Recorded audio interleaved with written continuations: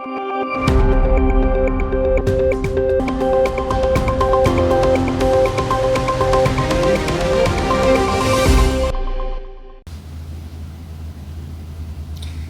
is David Goldman, Asia Times Deputy Editor, speaking to you from New York City on the evening of July 20th.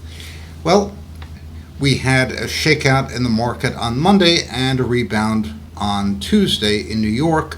Much more interesting to me is how unaffected the Chinese mainland markets were by the vagaries over COVID-19 Delta variant, inflation, the Federal Reserve, and so forth, which whipsawed the American market. If you look at the chart of the day, you'll see that Chinese A-share tech companies have actually been strong performers throughout 2021 after a somewhat choppy 2020.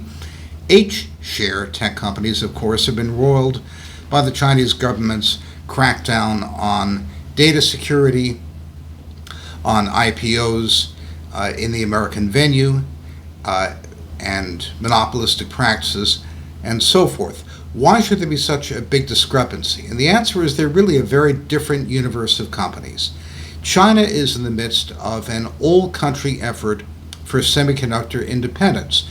It's also in a drive to begin to harvest the productivity implications of its build-out of 5G mobile broadband. And that means things like automated ports, telemedicine, smart cities, massive artificial intelligence applications, automated self-programming robots, all kinds of magic we associated with the fourth industrial revolution. And the market for this and the amount of government support for this is enormous. Well, what happened last year?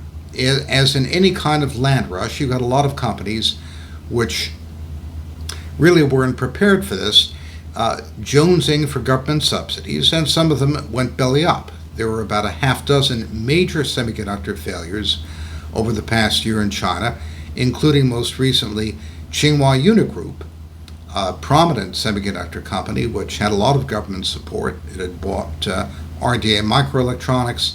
It had attempted to buy Micron several years ago for $23 billion. That just filed for bankruptcy. It's in the midst of reorganization.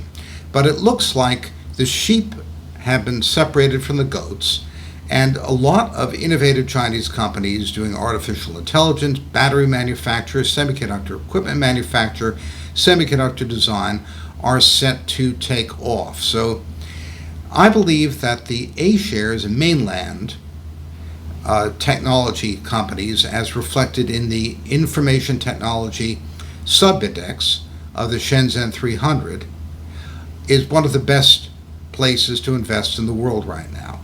It's been on a roll this year. I think that will continue. So that's something to consider. I'm David Goldman, Asia Times Deputy Editor, speaking to you from New York.